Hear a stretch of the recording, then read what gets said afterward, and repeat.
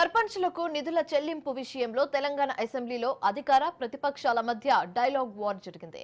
రాష్ట్రంలో పెద్ద కాంట్రాక్టర్లకు బిల్లులు వస్తున్నాయి కానీ సర్పంచులకు నిధులు ఇవ్వడం లేదని బీఆర్ఎస్ ఎమ్మెల్యే హరీష్ రావు అన్నారు.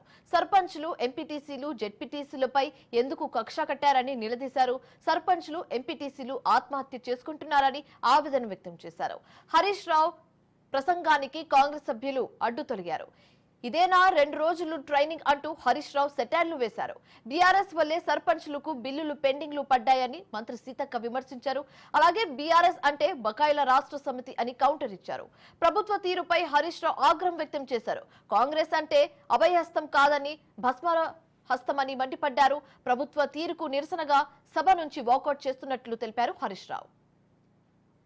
మీరు ఇచ్చిపోయినటువంటి వారసత్వం, పెండింగ్ బిల్లులు, అప్పులు, ఆర్థిక వ్యవస్థ బాగలేదు కాబట్టి సర్దుబాటు చేస్తున్నాం, కొద్దిగా టైం అడుగుతున్నాం. కానీ మేము చెల్లించలేదు అని అనలేదు. సాక్షాత్తు ఆర్థిక శాఖ ఆనాటి మంత్రి గారు ఉండి ఈసారి చాలాసార్లు మాట్లాడుతున్నారు ఈ సబ్జెక్టు.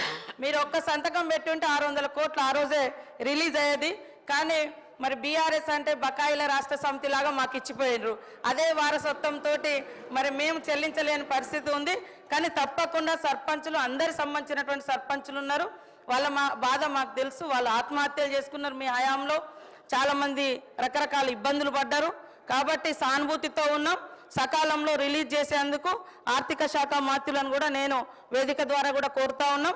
మీ తరఫున కూడా నేను మాట్లాడుతా ఉన్నాను. పల్లె ప్రగతి ప్రారంభమైన తర్వాత 3,300 కోట్ల రూపాయలు మేము గ్రామ పంచాయతీలకు ఇచ్చాం. ఒకవేళ మీరు ఆ పద్ధతిని కొనసాగించుంటే, నెల 275 కోట్లు ఇచ్చుంటే ఇవాళ ఈ బకాయిలు ఉండేటియే కాదు అనేటువంటి విషయాన్ని మనం చేస్తా ఉన్నా. ఇవాళ కాంగ్రెస్ పార్టీ ఈ సర్పంచుల పాలిట, పేద కాంట్రాక్టర్లు, ఎంపీటీసీలు, జెడ్పీటీసీల పాలిట ఈ హస్తం గుర్తు భస్మాసుర హస్తమై కూర్చున్నది.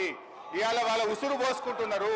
సో దయచేసి మంత్రి గారిని నేను స్పష్టంగా అడిగా, సంవత్సర కాలంలో మీరు క్లియర్ చేయలేదు. ఒక్క నవంబర్లో బడా కాంట్రాక్టర్లకు 1200 ఇచ్చారు. అందులో సగం ఇస్తే సర్పంచ్ల బిల్లులు క్లియర్ అవుతుండే. ఎప్పట్లోకి ఇస్తారో స్పష్టంగా చెప్పండి అంటే త్వరలో ఇస్తాం, చూస్తాం, చేస్తామన్నారు.